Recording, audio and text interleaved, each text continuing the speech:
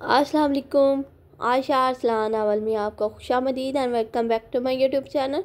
Please like share subscribe करके last में जाया करें एंड बेल आइकन ज़रूर क्लिक कीजिए करें ताकि हर आने वाली एपिसोड आप तक सबसे पहले मुयसर हो।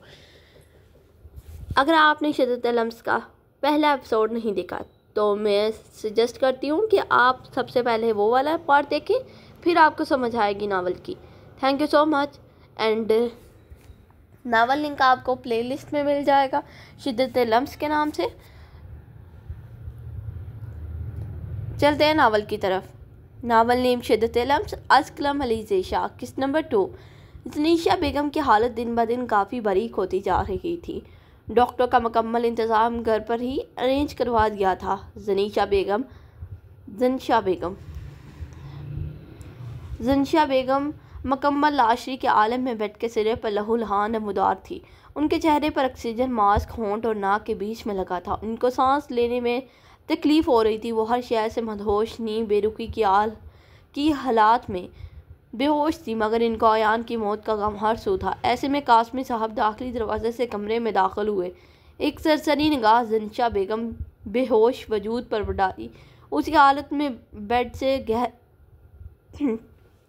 थोड़े फासले पर सोफे के साथ जा टिके थे। कुछ अलहाम के बायस उन्होंने रिमोट उठाकर बंद आवाज़ से स्क्रीन पर चलता खबरी चैनल तब्दील किया। अगले ही लम्हे इनको स्क्रीन पर एक लड़की अक्स नज़र आया जो निहायत बुरी हालत में नज़र आ रही थी। उसके गर्दन पर कई सुर्ख निशानात थे। खून टप टप उसने लबों से रस रहा था। सूरत से काफ़ी गमगीन हालत में मालूम होती थी। उसका चेहरा भी पहचान में भी नहीं आ रहा था। बस कुछ फासले पर तहरीर लिखी नज़र आ रही थी। इस लड़की की लाश हमें कश्मीर के पहाड़ों से मिली है। बराए करम जिसकी भी बच्ची है वो इसे तस्लीम कर ले और लाश ज़्यादा देर हम बाही नहीं रख सके, इसलिए कुछ यादगार चीज़ें उस बच्ची की हमारे पास महफूज है। आपसे गुजारिश है जल्दी पहुँचे। काज़मी साहब के हाथ कांपे। उसी दौरान उन्होंने अपना हाथ दिल पर रखा। कुछ लम्हों में बेहद तकलीफ़ के साथ ज़मीन पर बेहोश हो गए, जबकि यकदम डॉक्टर इनकी जानिब लपके। काज़मी साहब को हार्ट अटैक आया था। अपनी मरहूम बेटी की मौत वो बर्दाश्त न कर सके थे। इसी लम्हे डॉक्टर ने इसकी नस चेक की, मगर तब तक वो अल्लाह के यहाँ मंजूर दे चुके थे। वो महमद काज़मी का अक्स था। कोई पहचाने या ना, मगर माँ बाप दुनिया का वाहिद रिश्ता है जिसे अपनी औलाद की खुशबू भी हिफ्स होती है। सर काज़मी साहब का इंतकाल हो गया है। अभी अभी पाकिस्तान से खबर मिली है। उमर जो इस वक्त कमरे में मौजूद लोहे की कोई चीज़ लिए इस पर चाकू तेज़ कर रहा था। ये शायद आखिरी होने वाली जंग की तैयारी कर रहा था। उसको यूं घबराता देख बेजार सा पलटा। बहुत खुशी हुई और कुछ। उमर ने कहर बरसाती निगाहों से जसलान को देखा जो अफसोस से इसे तक रहा था। सर, आपका बाप है। आप कैसे? वो मेरा बाप नहीं है, समझे तुम? अभी वो कुछ बोलता उमर ने पूरी कुव्वत से इसका हाथ पर चाकू दे मारा। जसलान की सिसकी पूरे कमरे में गूंजी, जबकि उमर इसके हाथ पर मज़ीद दबाव बढ़ा रहा था। सर, जसलान ने दर्द की शिद्दत में हाथ पीछे को मोड़ लिया, जबकि उमर चाकू पर लगा खून दीवार से साफ किए हुए वापस से अपने काम में लग गया। सर, अरहम से बात हुई मेरी। इसने बताया आपने इस इंस्पेक्टर को मारा था ना। इसके बाप ने मिलकर ये सब प्लानिंग की थी। वो आपकी मौत का फ़ायदा उठाकर अरहम और हाशिम को भड़काकर उस इमारत पर कब्जा करना चाह रहा है। क्या प्लान है आगे का? कुछ दिन इसे कंपनी में एंटर होने दो। उमर ने चाकू रख कर कमरे में क्लोजेट खोलकर उसके अंदर झांक कर कॉर्नर पर लगे स्याह बटन को प्रेस किया। कुछ सेकंड में वहाँ क्लोजेट की जगह, ये देखें, यहाँ पे ना इतनी गलतियाँ की हैं ना, मतलब कि राइटर ने, तो इसमें फिर मुझे थोड़ा सा वो हो जाता है कि मैं अटक के पढ़ती हूँ। तो ये देखें क्लोसेट पता नहीं क्या लिखा हुआ है। तो इस तरह की बहुत ज़्यादा गलतियाँ हैं। थोड़ी बहुत तो बंदा एडजस्ट कर लेता है, तो फिर समझने में भी लेट हो जाता है। तो आई होप आप अंडरस्टैंड करेंगे। क्लोजेट की जगह एक डोर ओपन हुआ जिससे वो अंदर की जानिब बढ़ गया, जबकि जसलान वहीं खड़ा रहा। अंदर पहुंचकर उसने वॉल पर लगे लाल कलर के बटन को प्रेस किया। इसी लम्हे वहाँ डोर की जगह वॉल ने ले ली। वो धीमे धीमे कदम उठाता अंदर की जानिब बढ़ा, जहाँ एक आदमी जंजीरों से बांधा था। उसके दोनों हाथ जंजीर में कैद थे। उसके चेहरे पर ज़रा ज़रा सा खून जमा था। उसके बाल काफ़ी लंबे थे, जैसे काफ़ी सालों से कट ना किए थे। उसके चेहरे पर गहरा सकूत था। बाल चेहरे का मुकम्मल छपाए थे। ऐसे में उमर कुछ कदम आगे बढ़ा। वहाँ पर मौजूद चेयर खींच कर बरजवान हुआ। क्यों अपनी ज़िंदगी के बच्चे कुछ साल ज़ाया करने पर तुले हो? उमर दोनों हाथ थोड़ी के नीचे जमाए बज़ाहिर पुरसुकून नज़र आ रहा था। हाँ, मुझे तुम पर अफसोस होता है। तुम्हें 15 साल गुजर गए, मगर आज तक तुम्हें इस कुंजी का कोड मालूम ना हो सका। चच जंजीरों से जकड़े आदमी ने तंज भरे लहजे में काफ़ी कानी आंख से देखा। बाल होने के बाद वो एक आंख से ही देख पा रहा था। तुम बताओगे? आखिर इतने साल मेरे टुकड़ों पर पले हो, कम से कम इतने वफादार तो होगे। मैं यहाँ अपनी मर्जी से नहीं हूँ। तुम ज़बरदस्ती मुझे अपने टुकड़ों पर पा रहे हो, मगर मैं इतना बुज़दिल नहीं हूँ। तुम्हारे दादा की अमानत ही रहेगी। उसके लिए तुम मेरी जान भी ले सकती हो। मुझे कोई अफसोस नहीं। उसने बिना डरे डट कर ऊंची गर्दन अकड़ाए कहा, मैं इतना जालिम भी नहीं हूँ। वैसे मैंने सुना है तुम्हारी एक पुरसुकून फैमिली भी है। उमर ने धीमी मुस्कुराहट के साथ दिलचस्पी से पूछा। उस आदमी ने हड़बड़ा कर झुकी गर्दन उठाकर धीरे से इसे देखा। मेरी कोई फैमिली नहीं है। रियली? वैसे ये पिक्चर शायद मेरी दूसरी बीवी से हुए बेटे की हो। उमर ने सोचती निगाहों से थोड़ी के नीचे रखा, हाथ नीचे गिरा कर एक फ़ोटो इस बंदे के सामने लहराई। जबकि इस बंदे ने ज़ख्मी निगाहों से उमर को देखा। वैसे मुझे अफसोस है, मगर मैं उसकी लाश तक जला डालूंगा। उस आदमी ने तड़पती निगाहों से उमर को देखा। तुम आखिर चाहते क्या हो मुझसे? कुंजी का कोड, गज्जी का कोड, पता नहीं क्या लिखा है। मैं नहीं बता सकता। जशमत साहब की अमानत है। उसने बेबसी से निगाहें झुका ली। तो फिर मुझे कोई अफसोस नहीं होगा। उमर ने जांचती निगाहों से उस आदमी को देखा जो तड़प कर बार बार जंजीर को ठोकर मार रहा था। तुम अगर यहाँ से रहा भी हो जाओ तो तुम्हें क्या लगता है तुम अपने बेटे को मुझसे बचा लोगे? तुम समझ क्यों नहीं रहे? आखिर मैं 3 दिन में फ़ैसला कर लूँ, वरना मुझे तुम्हारे बेटे से काफ़ी लगाव हो गया है। और तुम जानते हो मुझे खुद से जुड़े लोगों को जान से मारने में कितना सुख नसीब होता है। उसका अल्फाज मुकम्मल होने से पहले उमर ने 2 टोक बात करके उसकी बोलती बंद कर दी। मेरी बात सुनो प्लीज़। उस आदमी ने हाथ पांव मारने चाहे, मगर अफसोस हिल तक न सका। सुनो। उमर ने बेजार होकर सिगरेट जलाकर लबों में दबाई। महमर बेकसूर है। तुम बड़ों के करतूतों की सज़ा बच्चों को क्यों दे रहे हो? वो बच्ची है, मासूम है, उसको तो इल्म भी नहीं। उसके बाप ने क्या किया है? वो तुम्हारी बीवी है, कुछ तो रहम खाओ। वैसे बीवी के हक से इज्जत लूटने का भी अलग ही मज़ा है। और तुम महमर की फ़िक्र ना करो, अपने बेटे के बारे में सोचो। अपनी कीमती लम्हों से कुछ सेकंड निकाल लूँगा। Okay, see you. कहते साथ वो खुफिया डोर से बाहर निकल गया, जबकि वो आदमी बेबसी से उसकी पुश्त को तक कर रह गया था। ये वम्पायर आखिर अपने आप को समझते क्या हैं? हाँ, आने दो, आज पूछ के रहूँगी आखिर मुझे लाए ही क्यों हैं। महमर ने सोच रखा था आज अगर इसे वो वम्पायर नज़र आ गया तो वो बगैर डरे डट कर उसका सामना करेगी और पूछेगी आखिर मुझे यहाँ कैद करने का मकसद क्या है? मगर ये MA कौन है? और वो कमरा किसका था? और वो औरत कौन थी? और लड़की?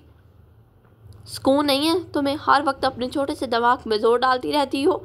अभी अभी मौत के मुंह से निकली हो और अब फिर मरने का सोच रही हो। वो अपनी ही धुन में गुम थी जब टैनी दाखिली दरवाजे से अंदर की जानिब आती दिखाई दी। जबकि महमद ने उसका रवैया नोट किया था। पहले दिन की बनिस्बत काफ़ी मीठे लग रहा था। तुमने पिछले 2 हफ्ते तक मुझसे सीधे मुंह बात तक नहीं की और अब मेरे लिए सूप बना कर लाई हो। खैर ये तो है, कहीं रिश्ता मांगने तो नहीं आई ना? महमद ने महताज से अंदाज में आईब्रो झुकाए। पहली बात ये सूप नहीं काढ़ा है, और दूसरी बात ना मेरा कोई बड़ा बेटा है ना भाई, तो मैं तुम्हारा रिश्ता क्यों लूँगी? उसने मुस्कुराहट दबाकर महमद की जानब देखकर कहा, हाँ तुम्हें हमारे यहाँ तो जो भी मीठा बोलता है ज़रूर ये रिश्ता लेना होगा या अपना और कोई काम करवाना होता है। ज़ाहिर है आपको मुझसे कोई काम होगा। नहीं, मुझे कोई काम नहीं। उसने डिश उठाकर ज़मीन मेज़ पर रखी, जबकि महमद की बक बक को ब्रेक सी लगी थी। वैसे तुम्हें अपनी जान प्यारी नहीं है? क्यों? तुम्हें कौन सी तकड़ पड़ी थी महारानियों की तरह यारान के कमरे में घुसने की? वैसे क्या पता था वो उन वम्पायर का कमरा था? वैसे इन्हें मुझसे किस बात की दुश्मनी है? पहली मुलाकात में थप्पड़ जड़ दिया था, दूसरी बार मुझे मारने की कोशिश की थी, शुक्र करो सही वक्त पर मैं बेहोश हो गई थी, और तीसरी बार तो मुझे मार ही दिया था। वो अल्लाह का करम है जो मेरी जान बच गए। मेहमान ने मुंह के नकूश बगाड़ कर कहा, कुछ अकल बाकी है कि नहीं? अभी मुश्किलों से जान बची है तुम्हारी और तुम फिर से तैयारी कर रही हो?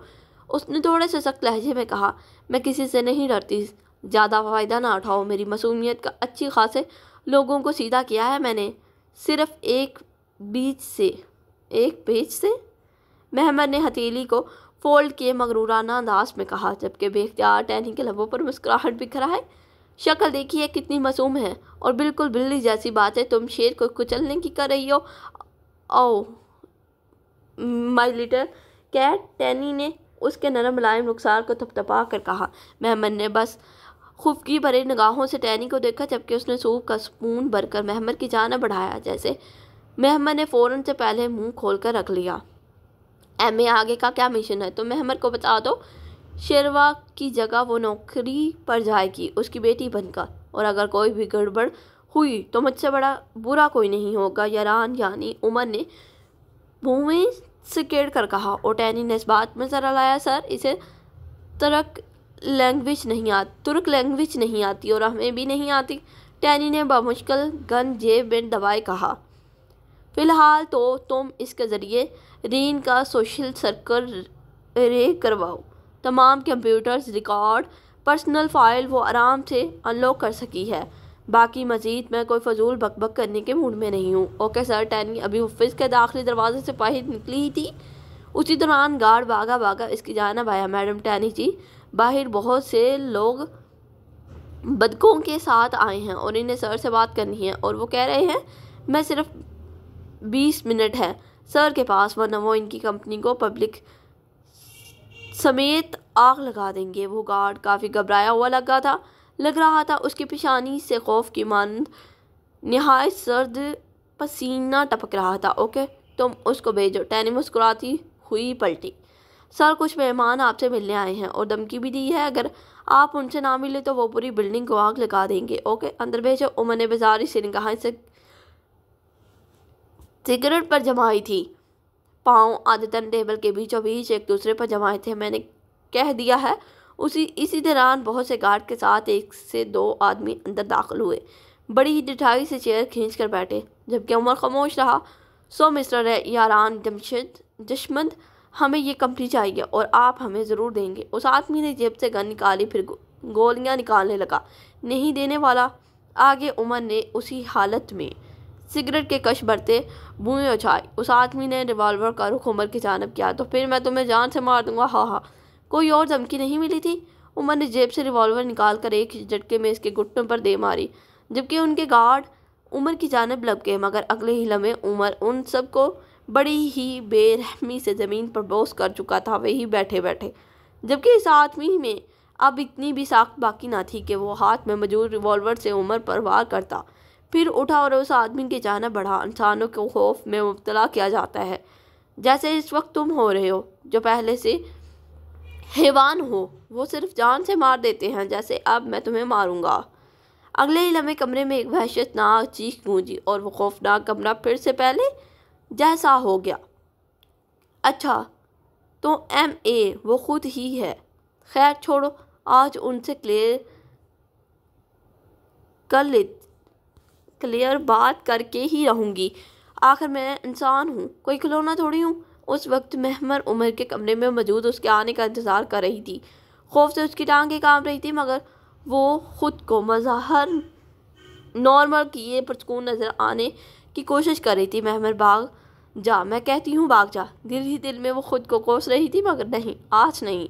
इसी कश्मकश में न जाने कब इसकी आंख लग गई, उसे एहसास ही ना हुआ। तकरीबन रात के तीसरे पहर उमर नशे से दुध हालत में लड़खड़ाते कदमों के साथ बंगले में दाखिल हुआ। उसकी शर्ट मुकम्मल खून में भीगी थी, कतरा कतरा खून रस रहा था। वो दीवार का सहारा लेकर कमरे तक आया। हैंडल घुमाकर दरवाज़ा खोला, मगर सामने नींद के हवासों में खोए वजूद को देख माथे पर बल पड़े। रंगीन तनी थी, रगे तनी थी। दमदू नशे की हालत में वो लड़खड़ाता हुआ उस तक आया। उसके हाथ में चाकू था। महमर को ज़रा सी आहट महसूस हुई तो वो ज़रा सी हिली, मगर उठने की जहमत ना की। क्या मुसीबत है मगरमच्छ के बच्चे, रात के टाइम भी सुकून नहीं तुम्हें, चैन नहीं है? चलो चले जाओ यहाँ से, वरना 2-4 थप्पड़ लगाऊंगी तुम्हें। महमर ने नींद की हालत में थोड़ी ऊंची आवाज़ में कहा, जबकि उमर उसे गुस्से की हालत में सुर्ख अंगारा निगाहों से उसकी जाना बढ़ा। वो चल भी बामुश्किल पा रहा था, शायद किसी से परी तक लेकर आया था, जबकि महमर एकदम गुस्से से उठी और रखकर एक थप्पड़ मुकाबल के मुंह पर जड़ दिया। मैंने तो रात में सूरज नजर आ गया था। जबकि उमर ने उसको बाजू से थाम कर बेड पर फेंका। आप क्या? वो फुल होशो हवास में आ चुकी थी, जबकि उमर उस पर झुका और इसके दोनों हाथ सख्त गिरफ्त में ऊपर की जानिब थामे उसके हैं करीब था, यहाँ तक कि महमर का चेहरा रवानगी में से भीगने लगा था। उसने हाथ छुड़वाना चाहा था, मगर उमर की गिरफ्त बाखूबी सख्त थी। वो नाजुक सी गुड़िया कहाँ उसका मुकाबला कर सकती थी। उमर ने हाथ में पकड़ा चाकू उसकी गर्दन पर रखा। मुझे तुमसे सख्त नफरत है, सख्त नफरत। जब जब मैं तुम्हें देखता हूँ मुझे मेरी माँ का मरा हुआ अक्स नजर आता है। तुम इनकी मौत की वजह हो, सिर्फ तुम्हें जब भी मैं अपने आस पास देखता हूँ मेरा खून खोलता है। और एक और मज़े की बात, जो लोग मुझसे मुंसलिक होते हैं इनको मौत देना मैं अपना फ़र्ज़, हक और फ़र्ज़ समझता हूँ। क्या तुम्हें इतनी सज़ा काफ़ी नहीं थी जो आज फिर यहाँ आ गई हो? उमर हर जज्बात से आरी निगाहों से उसके दोनों हाथ मजबूती से थामे था, जबकि महमर का वजूद थर थर काँप रहा था।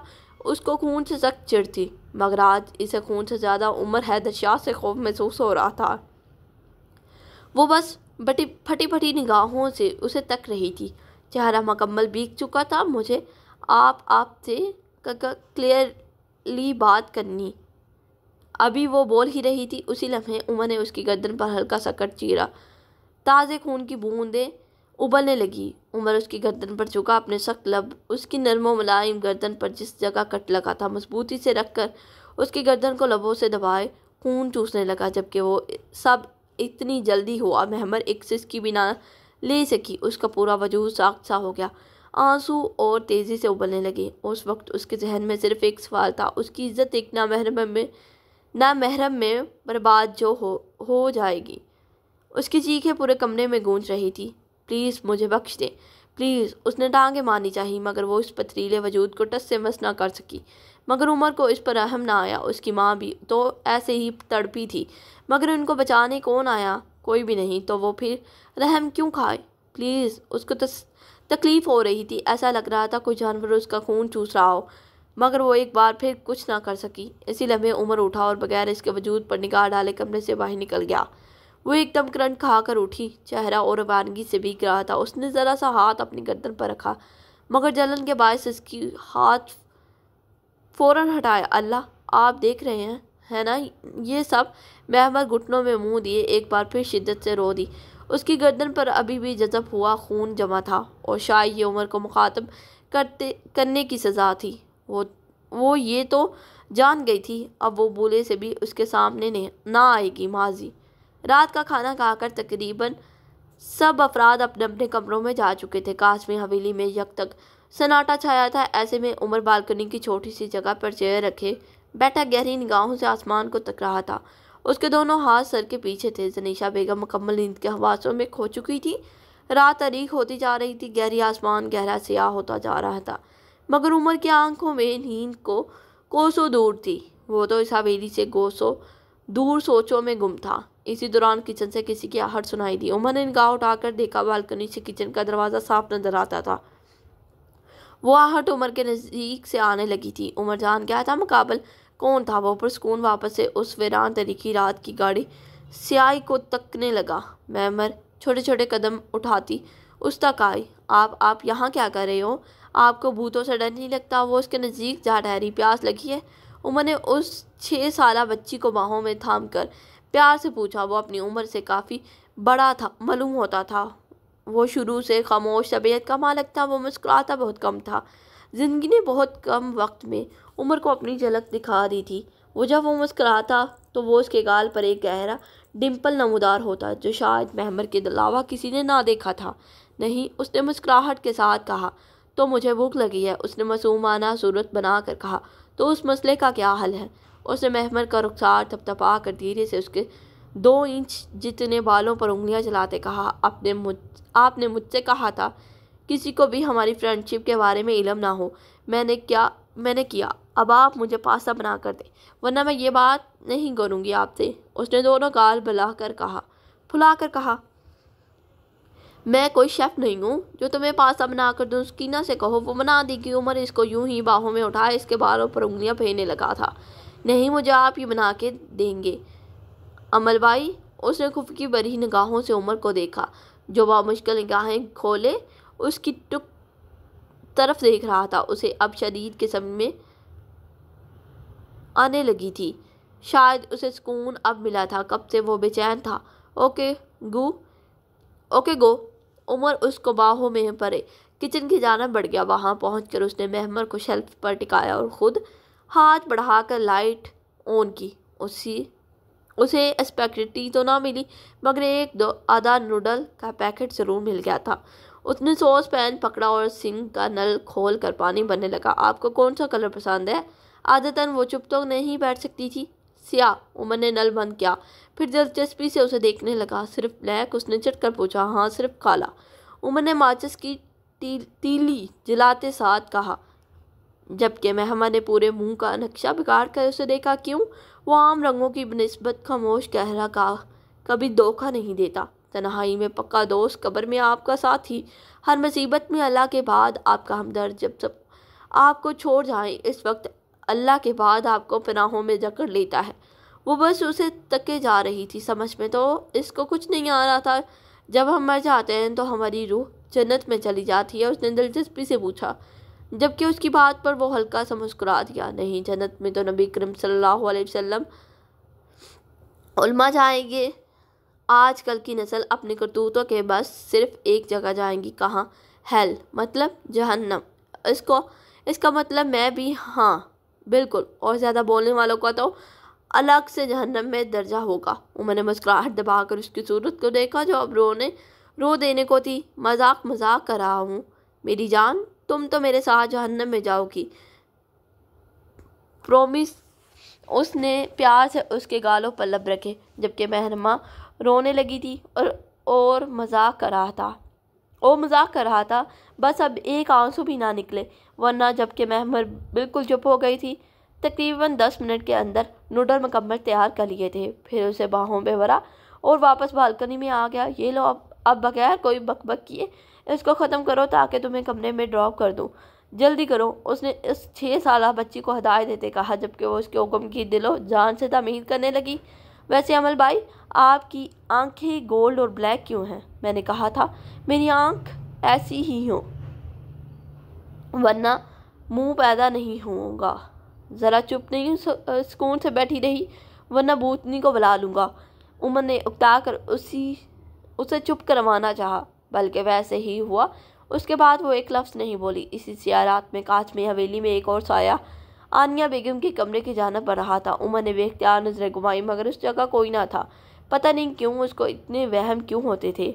उसने सर झटक कर वापस से मोड़ लिया, जबकि वो साया आनिया बेगम के कमरे में कदम रख चुका था। इधर उमर महमर को कमरे तक छोड़ आया था। कुछ एहसास के बाद वो आनिया बेगम के कमरे की जानिब एहतियात से बढ़ने लगा, जबकि वो साया धीरे से दरवाज़ा बंद कर चुका था। साया आनिया बेगम के करीब पहुंचा था। उसने चाकू हाथ में थाम रखा था। अभी वो आनिया बेगम को कोई नुकसान पहुंचाता उससे पहले आनिया बेगम की आंख खुली और वह झट से उठ बैठी।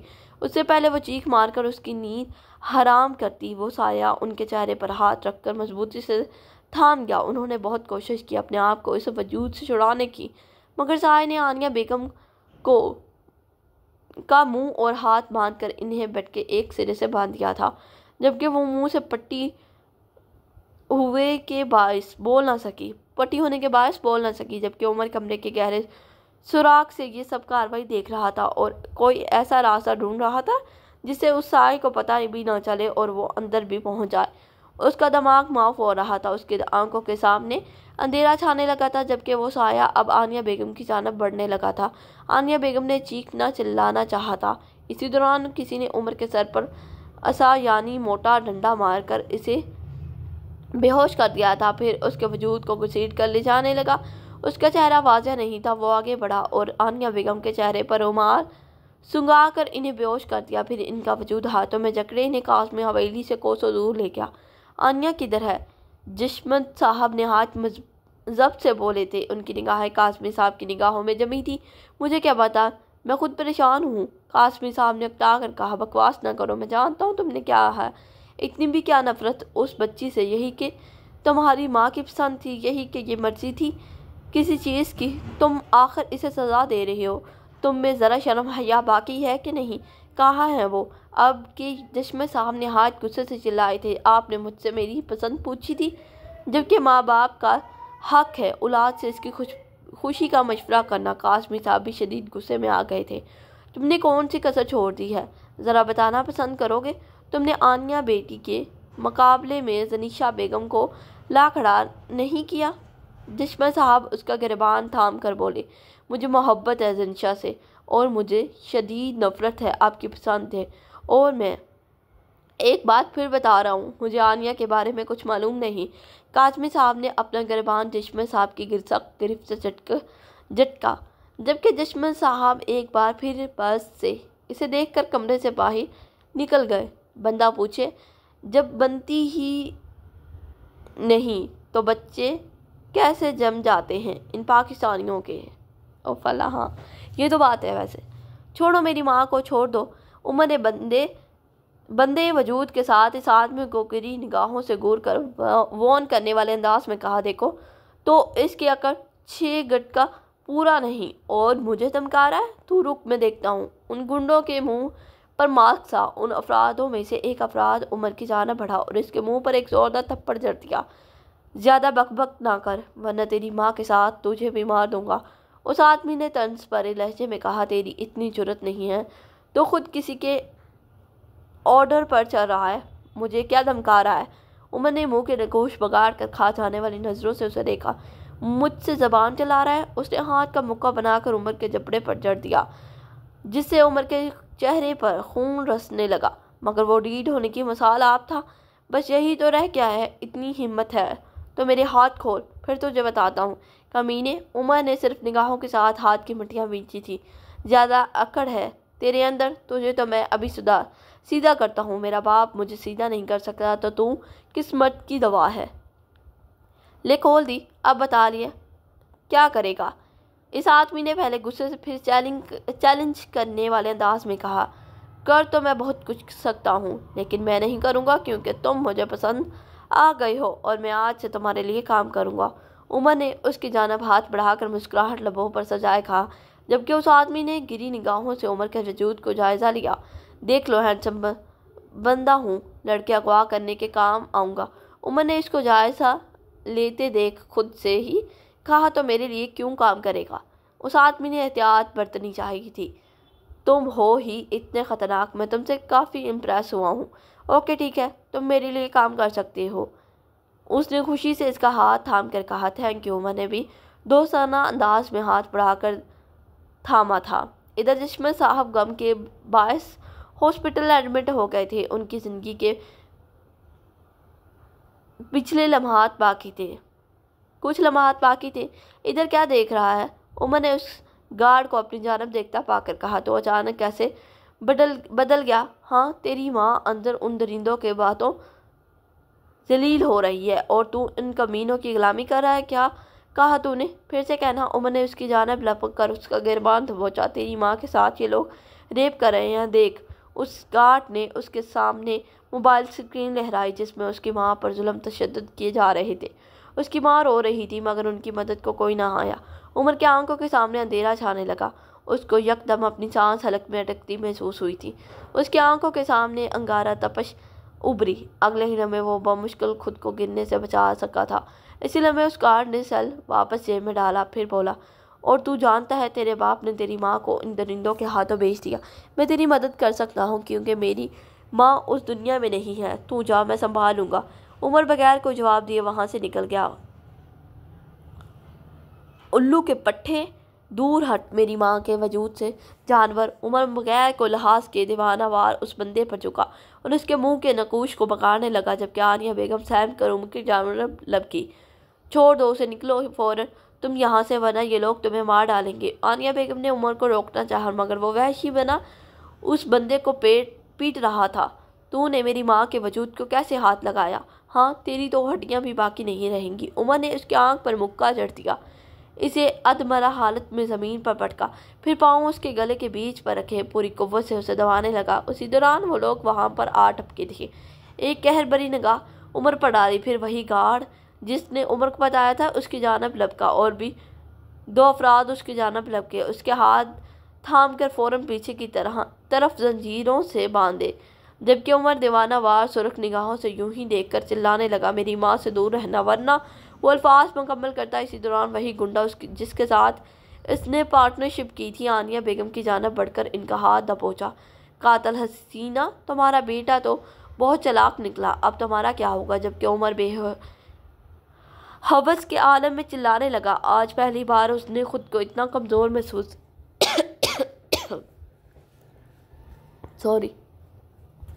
महसूस किया था। छोड़ दो मेरी माँ को प्लीज़। जबकि उस आदमी ने ज़िशा बेगम के लबों को मजबूती से अपने नाजुक उंगलियों से सहलाया, जबकि उसकी इस कदर नापाक हरकत पर ज़नीशा बेगम की चीखें बुलंद हुई। उन्होंने खुद को छुड़वाना चाहा था, मगर वो आदमी इन्हें मजबूती से थाम कर उनके वजूद के नकूश को हथेलियों से छूने लगा। प्लीज़ छोड़ दो मेरी माँ को प्लीज़। उमर की चीखें बुलंद हो रही थी। आनिया बेगम फूट फूट कर रो रही थी। उमर ने बेसाख्ता निगाहें मीच ली, मगर इन दरिंदों को रहम ना आया। कुछ लम्हों में आनिया बेगम की चीखें दम चुकी थी, हर चीज़ थम चुकी थी। वक्त, लम्हा, एहसास, तलक, तकलीफ, सब कुछ। हर इंसान खुद को खुदा तो समझ सकता है। ए इब्ने आदम, क्या तुझे इल्म नहीं? कुल्लु नफ्सन ज़ायक़तुल मौत। फला ये था, हर जानदार चीज़ को मौत का जायका चखना है। उन दोनों की लाशों को जला दो, ये पहाड़ी से नीचे फेंक दो। उस आदमी ने इन्हें हिदायत दी। Okay sir. वो दोनों उमर और आनिया बेगम की लाशों को लिए अपने मंजिल की जानब चल दिए। अब आई, यही पास में ही पहाड़ी है, इन्हें वहीं फेंक देते हैं। चल ठीक है। अबे वो रहे थे। उसी दौरान उसके सर पर ज़ोरदार डंडा रसीद हुआ, बल्कि जिस तरह उन्होंने उमर को किया था वो शख्स अपना इंतकाम सूद समेत वापस लौटा था। उमर ने आनिया बेगम को बाहों में भरा और वहाँ से रवाना हो गया। मेरी मम्मा कैसी है? डॉक्टर को अपनी जानब आता देख उमर हड़बड़ा कर उठा। वो काफ़ी परेशान लग रहा था। आपकी माँ के इलाज के लिए 1.5 करोड़ की ज़रूरत है। अगर आप अरेंज करते हैं तो हम आपकी माँ का ऑपरेशन स्टार्ट कर देती हैं। डॉक्टरों के अल्फाज पर उमर हक्का बक्का सा इन्हें देखने लगा। 1.5 करोड़? क्या बकवास कर रहे हो? ऑपरेशन के सिर्फ 10 लाख लगते हैं, मैं पहले ही दे चुका हूँ। अगर तो आप दे सकते हैं तो दे, वरना आप अपने पेशेंट को ले जा सकते हैं। डॉक्टर अल्फाज मुकम्मल किया वापस चला गया, जबकि उमर हॉस्पिटल से बाहर निकला और रिक्शा पकड़ के इसमें बैठ गया। काज़मी हवेली पूरी वीरान पड़ी थी। ऐसे में उमर अंदर की जानब बढ़ने लगा। उसके जहन में सिर्फ 3 अल्फाज खटक रहे थे, तुम्हारे बाप ने तुम्हारी माँ को इन दरिंदों के हाथों बेचाया है। वो जश्मन साहब के कमरे की जानब अंदर बढ़ा, मगर वो नहीं थे। इतने में मुलाजमा हड़बड़ा कर उमर की जानब आती दिखाई दी। किधर है जश्मन साहब? उमर ने मुलाजमा को देखकर पूछा। साहब जी, उनको हार्ट अटैक आया है, डॉक्टर ने जवाब दे दिया है। उनके पास सिर्फ कुछ पल बाकी हैं। वो बार बार आपका नाम ले रहे हैं। जबकि उसकी बात पर उमर के बातें पर बल पड़े। डीले बड़े उसका वजूद सुना हुआ था। लाख इख्तलाफात ही सही, मगर इसे जश्मन साहब बहुत अजीज थे और इनका कोई कसूर भी ना था जिसकी वो इन्हें सज़ा देता आया था। उसकी निगाहों में पहले ही सुर्खपन था। ड्राइवर ने गाड़ी निकाले फौरन। जी साहब, मुलाजमा कहती दरवाजे से बाहर निकल गए, जबकि उमर गाड़ी में बैठ चुका था। जश्मन शाह का रूम नंबर कौन सा है? उमर वाकई परेशान लग रहा था। Room number 400। उस लड़की ने मुस्कुराकर जवाब दिया, जबकि उमर गुमनामी के आलम में लिफ्ट की जानब लपका, मगर वो बंद थी। जबकि आकर ज़ोरदार मुक्का उस बंद दरवाजे पर दे मारा, जिसे फिर जैसे तैसे सीढ़ियों पर चढ़ता उस रूम तक पहुंचा जहां उनके घर का मुलाजिम उसे दिखाई दिया। तुम? जी साहब जी, छोटे साहब ने कहा है। मैं इधर रुको। और वो खुद किधर हैं? वो कहीं बाहर मुल्क से बाहर गए हैं, काम के सिलसिले में। जबकि उसकी बात पर उन्होंने गुस्से से मिट्टियाँ भींच ली। साथ ही कमरे में दाखिल हुआ जहाँ उनको नालियाँ लगी थी। इनका वजूद ऐसा लग रहा था जैसे ढांचा हो। उम्र के कदम साख्त हुए थे। वो छोटे छोटे कदम उठाता उन तक आया, फिर धीरे से उनका हाथ थाम कर लबों से लगाया। वो अभी जाने ही लगा था जब जिस्म साहब ने उसका हाथ थामा था, जबकि उमर बेसाख्त पलटा था। मैं जानता हूँ कासमी ने क्या किया है, मगर तुम मेरी पहली और आखिरी बात सुनोगे? उन्होंने बामुश्किल उमर का हाथ थाम कर इत्मीनान से इसे देखा, जबकि उमर खामोश रहा। तुम महमर बेटी से निकाह कर लो। जबकि उनकी बात पर उमर के माथे पर सख्त कसम के बल पड़े थे। मैं ये नहीं कर सकता। वो हमेशा से मेरी बहन थी और आगे भी रहेगी। उमर ने अपना हाथ छुड़वाना चाहा, मगर जिस्म साहब ना छोड़ा। मेरी आखिरी ख्वाहिश अभी, वो अल्फाज मुकम्मल करते उससे पहले वो इस दुनिया से जा चुके थे। जबकि यकदम उमर की चीख बुलंद हुई, डॉक्टर डॉक्टर! उमर चिल्लाने लगा। उसी दौरान डॉक्टर अंदर दाखिल हुए, मगर इनका कहना था वो इन्हें अब नहीं रहे। जबकि उमर एक बार फिर टूट चुका था। वो हॉस्पिटल से बाहर निकला और सीधा महमर के स्कूल जा पहुंचा। जबकि महमर पहले ही इंतजार कर रही थी, शायद छुट्टी हो गई थी। जब उमर को अपनी जानिब आता देखा तो वो खिलखिला कर मुस्कुराई थी। जबकि उमर उसके जाना बड़ा, पता नहीं क्यों, मगर वो मासूम बच्ची उमर को गुनाहगार लगी थी। उमर ने उसका बाजू से थामा और हवेली के जाना बढ़ गया। जबकि वो आज बख्शिश वो बेची थी, पता नहीं क्या है, न जाने क्यों। महमद जब भी उमर की डार्क गोल्ड निगाहें देखती इसे बहुत ज़्यादा अच्छी लगती, जबकि आज उन निगाहों में सुर्खपन था। वो सूझी थी। आज आपकी आंखों की क्या हुआ, सूझी क्यों है? उमर जबकि उमर ने उसकी जानब देखा तक नहीं। इन पेपर्स पर अपना नाम लिखो। उमर ने इनकी जानब एक कागज़ जमाया। जबकि महमद सोचती निगाहों से उसे देखने लगी। इससे क्या होगा? जबकि उसने सुर्ख निगाहों से देखा। मैंने कहा करो। इस बार वो चीखा था, जबकि इसके अंदाज पर महमद कांप उठी थी। उसने जल्दी से उन पर अपने छोटे हाथों से साइन किया। बोलने की हमाकत ना की थी। जबकि उमर गहरी सोचों में गुम हवेली की जानब गाड़ी भगा ले गया। हवेली के दरवाजे पर पहुंचकर उसने पेपर्स उसके हाथ में थमाए और फिर हवेली से बाहर निकल गया। हॉस्पिटल पहुंचकर फौरन वो डॉक्टर की जानब लपका। सॉरी, आपकी मॉम जब इधर आई थी उसी वक्त ये मर चुकी थी। डॉक्टर ने सीधी सी बात की। जबकि उमर ने साथ पड़ा चाकू उठाया और उसके गले में दे मारा। हॉस्पिटल में कहरा मच गया था। बहुत से लोग उसकी जानब बढ़ने लगे। उमर ने निगाहों में वहशत लिए हॉस्पिटल की सारी चीज़ें उलट पुलट करने लगी। कुछ लोगों ने उसे पकड़ा तो इसी दौरान पुलिस वहां आ गई। जबकि उमर चिल्ला रहा था, मेरी माँ नहीं जा सकती, वो मुझे कभी नहीं छोड़ सकती। वो साथ साथ रो भी रहा था। जबकि उन पुलिस वालों में से एक आदमी आगे बढ़ा और उमर के दोनों हाथ जंजीरों में बांध दिए। छोड़ मुझे, तेरी हड्डियां तोड़ दूंगा। उमर ने पाँव उसके पेट पर मारा। जबकि वो पुलिस वाला कुछ फासले पर जा गिरा था। मुझे मेरी माँ के पास जाना है। उमर भागने लगा था, मगर उसी लम्हे इस पुलिस वाले ने इसके हाथ पर बंधी जंजीरों से उसे थाम कर रोका था। जबकि उमर चीख रहा था, चिल्ला रहा था, मगर वो पुलिस वाला इसे घसीट कर लिए जा रहा था। एक साल बाद उमर जेल के सलाखों के बीच खड़ी सोचों में गुम था। इसे कोई परवाह ना थी, अपनी भी नहीं। वो पिछले एक साल से कुछ ना बोला था, बस हाथ इस्तेमाल करता। उसे अलग जेल में डाल दिया गया, क्योंकि वो जेल में लोगों को जान से मार देता था। इसे सिर्फ तन्हाई से लगाव हो गया था।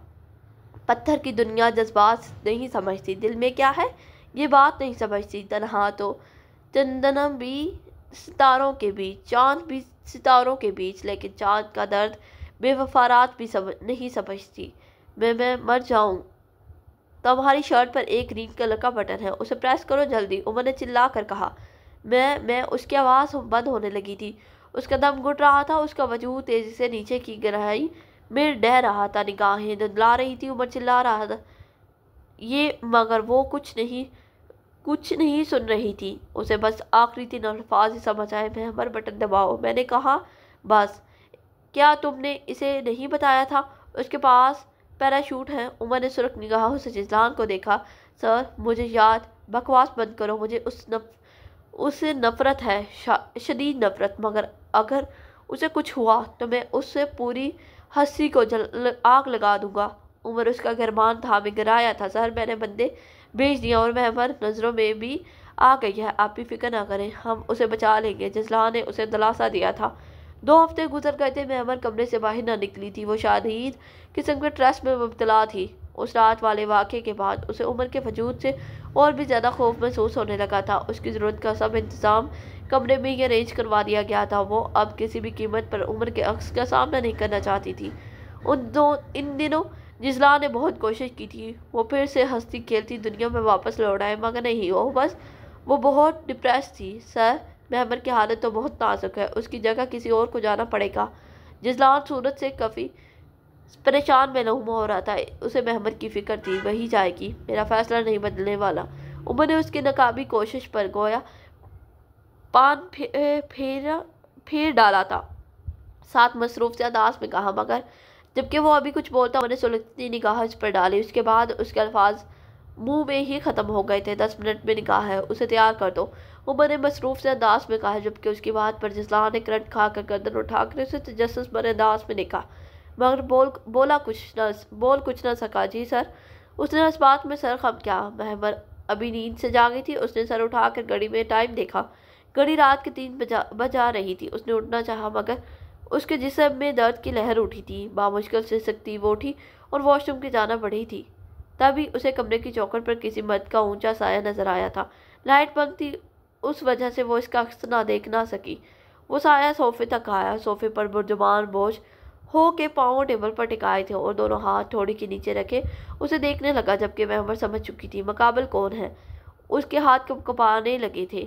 उसके अंदर अब ज़रा भी हिलने की साख्त बाकी ना थी। उसने मजबूती से वॉल को अपने दोनों हाथों की गिरफ्त से जकड़ रखा था। उसे हीटर होने के बावजूद ठंडे पसीने आ रहे थे। ये मुल्क 7 छोटे मुल्कों में शुमार होता था।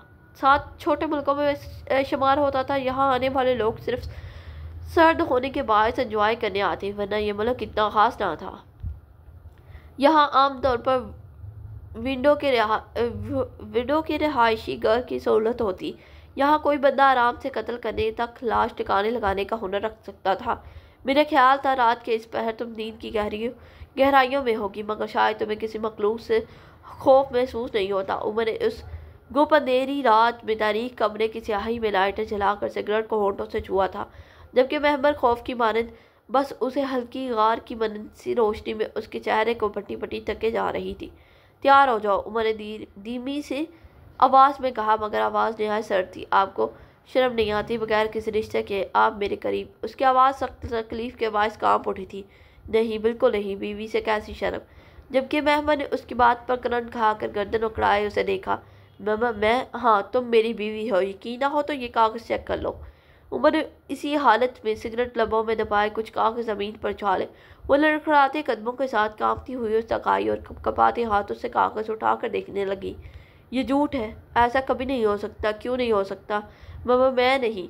क्यों, तुम्हें किसी और से शादी करनी थी? उमर ने नज़र उठाकर नफरत से इसे देखा, फिर कश लबों से आज़ाद करने लगा, जबकि महमद ने भीगी निगाहों के साथ जख्मी निगाहों से इसे देखा। जबकि उमर उठा और धीमे धीमे कदम उठाता उस तक आया, जबकि वो सहम कर पीछे की जानब उछली, मगर उमर ने उसे कमर से पकड़कर मजबूती से अपने जानब खींचा, जबकि महमद कांपती हुई उसके पथरीले वजूद से जा टकराई थी। प्लीज़ दूर रहे। महमद भीगी निगाहों से उसे देखने लगी। तुम मेरी बीवी ज़रूर हो, मगर सिर्फ इस वक्त तक जब तक मैं तुम्हें अपने हाथों से ना मार दूँ। महमद के रोने में मज़ीद वानियाँ आने लगी थी। उसके होंठ कँपा रहे थे। मैं आपकी बीवी नहीं हूँ, उन झूठ है, प्लीज़ आप दूर रहें, महमद ने सिसकते हुए कहा। वो मासूम अपना हाथ उसके वजूद से अलग करने की नाकाम कोशिश करने में लगी थी। अच्छा, इसी लम्हे उमर ने लबों से धुआं आज़ाद किया और इसके नरम मुलायम हो लबों को सहलाया, जबकि उसके ऐसा करने पर महमद ने करंट खाकर उसे खुद से दूर धकेला। पापा प्लीज़, उमर ने उस कलाई से थाम कर मजीद खुद की जानब खींचा, फिर कहर आलूद निगाहों से उसे देख कर बोला, अगर तुमने आइंदा ऐसी हमाकत की तो खुदा की कसम तुम्हें इन्हीं हाथों से कत्ल करूँगा और हड्डियाँ इसी बंगले की ज़मीन में गाड़ दूंगा। उमर ने झटके से उसे आज़ाद किया। बीवी होने का सबूत मैं तुम्हें पहले ही दे चुका हूँ। आइंदा अगर मैंने कमरे में आई तो उससे दुगनी सज़ा मिलेगी। तैयार रहना, कल तुम मिशन के लिए तुर्की जा रही हो। मुकम्मल पैकिंग हो जानी चाहिए। जबकि महमद घबरा कर रुकी हुई सांस बहाल करने लगी। उसके चेहरे पर कुछ आंसू के कतरे जज़ब थे जबकि उमर कमरे से बाहर निकल गया। हाँ तो यारान जिस्मत, आप किस इरादे से मेरे पास आए हैं? उस नौजवान ने निगाहों में तपश ली उमर को वार्न करने वाले अंदाज में कहा। मुझे बताने की कतई ज़रूरत नहीं। उमर ने पुरसुकून अंदाज में टांग पर टांग चढ़ाई। वैसे मेरा ख्याल है आपको वापस लौट जाना चाहिए। काफ़ी के गूंड बढ़ते। उसने उमर की बात को जैसे नज़रअंदाज किया था। और मैं तो यहाँ तुम्हारे ख्यालात मालूम करने नहीं आया। उमर ने फाइल टेबल पर उछाली। सॉरी, अगर आपको एक बार की बात समझ में नहीं आती तो इसमें मेरी कोई गलती नहीं, आप जा सकते हैं। जबकि उस बात पर उमर ने मुँह उचका कर इससे एक नज़र देखा। उमर आगे बढ़ा और एक ही लम्हे में उसका बाजू के दर्द से जुदा कर दिया। बाजू उसके धड़ से जुदा कर डाला चाकू की मदद से। मुझे तुम्हारे साथ चाहिए, तुम्हारा वजूद नहीं। सो इस बाजू से काम चल जाना चाहिए। उमर ने जज़लान के जरा इशारा किया जबकि उसी लम्हे उस जगह पर पुलिस आ टपकी थी। मिस्टर यारान जिस्मत, ये गैर कानूनी काम है। उसके जुर्म में आपको गिरफ्तार किया जाता है। पुलिस वाले ने इसका रास्ता रोक कर कहा जबकि उमर इन्हीं निगाहों से उसे देखने लगा। तसव्वुरात सख्त किए। उसकी जानब देख कर कहा, यह गलत है। आप अभी वो बोल ही नहीं रहा था। इसी दौरान उमर साइड के रास्ते से निकल चुका था। सर, आपको यकीन है महमद ये सब अच्छे से हैंडल कर लेगी? नहीं। उमर ने कुछ फाइल खोल रखी थी, उसका मुआयना करते मसरूफ़ से अंदाज में कहा, मगर सर मेरे फैसलों के खिलाफ आइंदा न जाना, वरना तुम्हारे लिए बेहतर नहीं होगा। उमर ने गुस्से से भरी निगाहों से उसे देखा। सर, आप भी जाएंगे? तुर्की नहीं। उसकी बात पर जज़लान खामोश होकर रह गया। मैं और तुर्की? हाय अल्लाह, मैं कैसे जाऊंगी अकेली? और मैं पहले बता रही हूँ, मुझसे अपना काम मुश्किल से होता है। मैं कोई नौकरानी बनकर नहीं जाऊंगी। पहले मुझसे ज़रा काम नहीं होता। टैनी उसका सामान पैक कर रही थी जबकि वहमर उसको तीखा तीखा सुना रही थी। मुझे बात करने के बजाय यारान से बात करो, वो तुम्हारे काम आएगा। टैनी अब उसकी बात सुनकर अकता चुकी थी। उसने तिरछी निगाहों से उसे देखा। वैसे मेरा निकाह कैसे और कब हो गया उनके साथ? और मुझे तो पता भी नहीं यार, मुझे किसी और से शादी करनी थी। जबकि उस बात पर टैनी ने मशकूक निगाहों से इसे देखा। किसी से करनी थी? उसने आईब्रोज झुका कर गौर से इसे देखा। क्यों बताऊं तुम्हें? हाँ, वहमर ने लाल सुर्ख चेहरे के साथ कहा। ना बताओ, मैं मरी नहीं जा रही। वैसे भी अब कोई फ़ायदा नहीं। उसने दर्जिया कहा। तुम तो खुश होगी, आखिर तुम्हें तो वैसे अब इतनी दुश्मनी है मुझसे। तुम्हारे नज़दीक मैं तुम्हारी शोहर पर डोरे डाल रही थी हूँ। उस दोनों आंखें घुमाकर खुफकी से देखा। हाँ बिल्कुल, सच में बहुत खुश हूँ। टैनी ने मुस्कुरा कर उसे देखा। वैसे सच बताओ तो मुझे तुम दोनों की जोड़ी बहुत ज़्यादा अच्छी लगी यार। उसने मुस्कुराहट दबाकर कहा। मुझे नहीं पसंद वो जिन और मैं इस निकाह को कई मानो, आखिर मैंने हामी थोड़ी भरी है। उसने भी उल्टा जवाब दिया। अच्छा तो तुमने किससे किया है? टैनी ने मशकूक निगाहों से देखा। तुमको मेरे पीछे पड़ी हो? मेरा निकाह पहले हो गया है। हाँ नहीं, वही तो तुमने यारान से ही किया है। पता कितनी उम्र में जी नहीं, उसने चिढ़ कर कहा। जबकि टैनी ने यकदम निगाह उठा के से देखा। तो फिर उस रात मेरा निकाह सलार सिकंदर से हो गया था। निकाह पर निकाह जायज़ नहीं होता, समझे? कुछ पढ़ा होता तो समझती ना। ओ अच्छा, वैसे पेपर्स हैं तुम्हारे पास? वो पेपर्स मुझे मिलने वाले थे, अम्मा ने उठा दिया था, वरना मेरा निकाह हो चुका है। उसने बड़े इत्मीनान से कहा। अच्छा, और तुमने दूसरा निकाह किससे करना है? टैनी ने मुस्कुराहट दबा कर पूछा। वो तो जहाँ सिकंदर से होना था। उसने बड़े मज़े से कहा था। वैसे तुम्हें नहीं लगता इनकी बीवियाँ तुम्हारा कोरमा बना देंगी? क्यों भाई, मैं कौन सा फ्लर्ट कर रही हूँ, निकाह ही तो है। और वैसे भी मर्दों को अल्लाह ने 4 शादियों का हुक्म दिया है, चाहे नमाज पढ़े ना पढ़े। उसने टैनी की जानिब उदास निगाहों से देखा। वैसे मेरी किस्मत का जुलूस किस उम्र में निकाला था? 6 साल की उम्र में। अस्तगफिरुल्लाह, कितनी घटिया हरकत की मैंने। एक सेकंड मुझे थोड़ी पता था, मैं तो शरीफ मासूम बच्ची थी। असल गुनाह तो उस जिनको ही मिलेगा। उसने गुस्से से कहा। शर्म करो लड़की, वो अब शोहर है तुम्हारा। टैनी ने उसे घूर कर कहा। हाँ तो खुद ही बने हैं, मुझे इससे क्या मतलब? दोनों अभी बहस ही कर रही थी। इसी दौरान जज़लान कमरे में दाखिल हुआ। तुम अभी तक तैयार नहीं हो? बस 10 मिनट में फ़्लाइट है। उसने एक नज़र टैनी पर डाली। इसके बाद महमर को देखा। मुझे नहीं जाना अकेले, प्लीज़ आप मेरे साथ चलेंगे? महमर ने रोती सूरत बनाकर कहा। सॉरी गर्ल, बॉस का ऑर्डर है, हमारी कुछ नहीं चलती। क्या मुसीबत है? तुम्हारे बॉस को हर किसी का जीना हराम करके रखा है, हद है। एक तो मुझे किडनैप किया है, आगे से मुझे वजह भी नहीं बताते, मेहमर ने तब कर कहा। साथ ही कमरे से बाहर निकल गई, जबकि जसलान और टैनी भी कमरे से बाहर निकल गए। कुछ लम्हों बाद वो दोनों मेहमर के साथ जीत तक पहुंच चुके थे। जीप तक वहां उन तीनों के अलावा कोई मौजूद ना था। Okay goodbye my cat, Tanny ने उसे ब्रीफ केस थमाकर कहा। बस ज़्यादा फ्री होने की ज़रूरत नहीं है। मेहमर गुस्से से भरी निगाहों से देखा था, जबकि जसलान फौरज की जानब लपका। ट्रैकर है जो तुम्हारे हर लम्हे अपने पास रखा है, और ये कार जीपीएस ये चिप है जिसे तुम कान के पीछे लगा कर रखना। बहुत सारे वक्त तुमसे कांटेक्ट में रहेंगे। जबकि मेहमर बुझती सूरत के साथ इसे देखने लगी, फिर चित की जानब बढ़ गई। जेट की जानब। उफ़ल्ला, ये क्या है राइटर। जेट अपनी उड़ान बढ़ चुका था। मेहमर ज़द से ज़्यादा वो 20 मिनट ही खामोश रह सकी। फिर कंट्रोल जेट वाले एरिए में चल दी।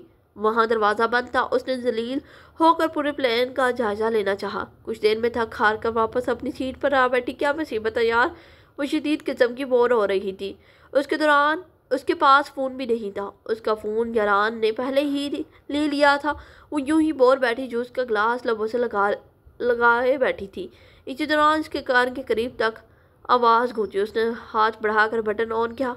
क्या मसला है, उसने जजलान होगा समझ कर कहा। कूदो। मुकाबिल की गरजदार आवाज़ उसके कान की लहू तक को कपकपा गई थी। किधर, उसने घबरा कर कहा। जेट से कूदो। उस बार आवाज़ में शदीद गुस्सा था। काका क्या? वो शदीद किस्म के सख्ते में मुब्तला थी। उसके हाथ कपाने लगे थे। क्या बकवास कर रहा हो? उमर ने चिल्ला कर टेबल पर धड़ाम से मुक्का जड़ा था। मगर मैं बकवास ना करो, जब वो कहा है करो। उसकी दाढ़ पर उस बार मेहमर सीट से उछलकर वापस गिरी थी। थक कर वो उठी और जेट के दरवाजे की जानब आई। दरवाज़ा पहले से खुला था। कूदो। एक बार फिर गरजदार आवाज़ गूंजी थी। काका कूद रही हूँ, अल्लाह प्लीज़ मेरी हिफाजत करना। मेहमर बगैर कुछ सोचे समझे जेट से नीचे कूद गई। मेहमर की चीखें चारों तरफ गूंज रही थी। उसका दिल बंद हो रहा था। उसे अपनी मौत करीब से नजर आने लगी थी। मामा मैं जाऊँ ना? तुम्हारी शर्ट पर एक ग्रीन कलर का बटन है, उसे प्रेस करो जल्दी, उमर ने चिल्ला कर कहा। मामा मैं। उसकी आवाज़ बंद होने लगी थी। उसका दम घुट रहा था। उसका वजूद तेज़ी से नीचे ढह रहा था। निगाहें धुंधला रही थी। वो उमर चिल्ला रहा था मगर वो कुछ नहीं सुन रही थी। उसे बस आखिरी 3 अल्फाज ही समझ आए थे।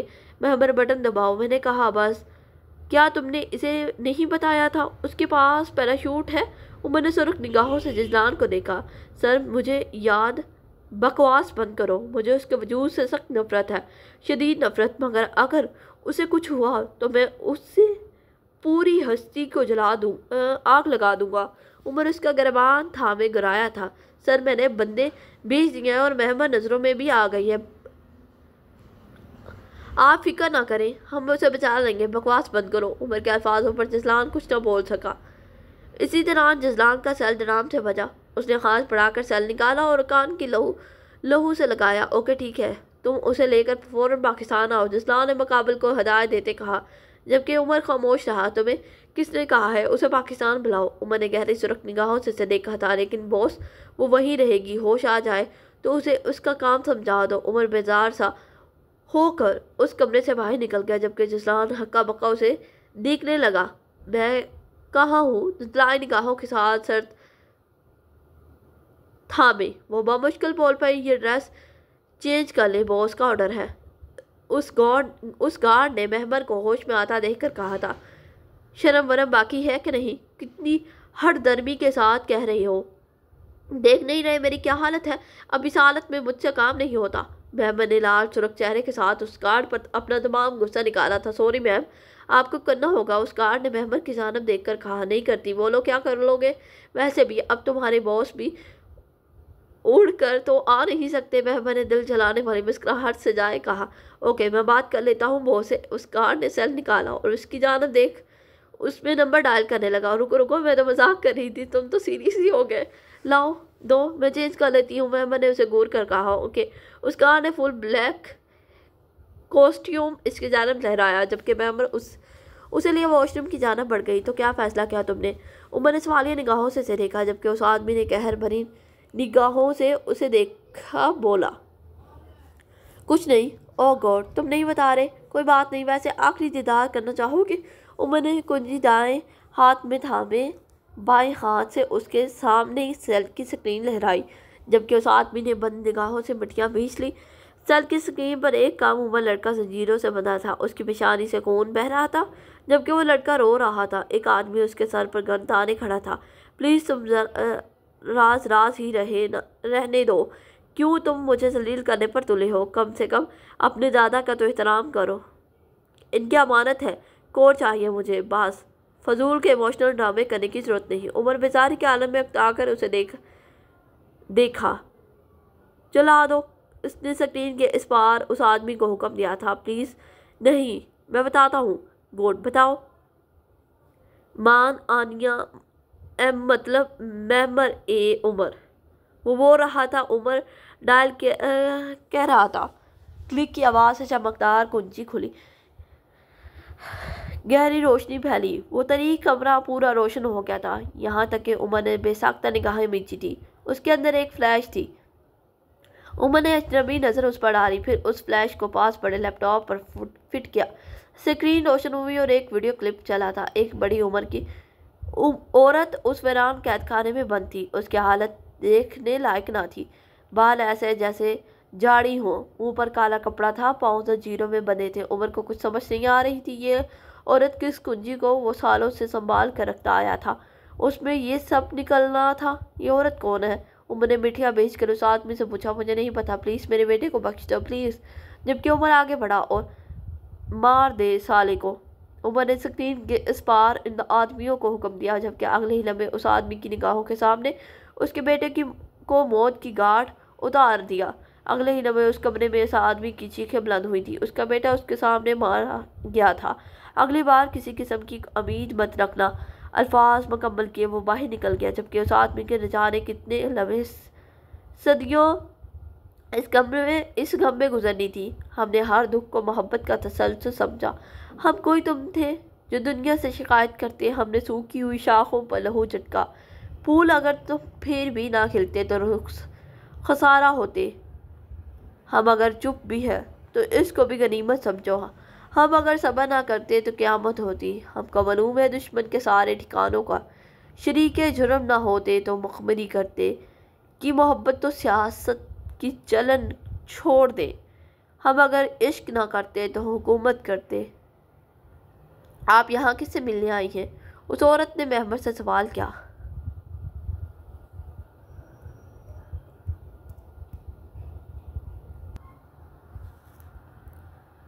जबकि महमद की समझ में तो कुछ नहीं आ रहा था, इसीलिए मैं इसके कानों में उमर की आवाज़ टकराई। ईरम, पता नहीं है क्या, मुझे अरमान शाह से मिलना है। उमर के कहे मुताबिक वो इसके अल्फाज दोहराई जा रही थी। उसे आंसी आती आती रुकी थी। ओके, आप कुछ मिनट इंतज़ार करें, उनकी मीटिंग है, वो फ्री हो जाएं तो इनसे मिल लीजिएगा। जबकि उसकी बात पर मेहमान ने बस इस बात में सर किया और कुछ फासले पर रुकी चेयर पर जा बैठी थी। मिलते हैं एक नए नावल के साथ, तब तक के लिए अल्लाह हाफिज़। And please like share subscribe करके लास्ट में जाया करें। हमें आप लोगों की सपोर्ट की ज़रूरत है। Thank you so much.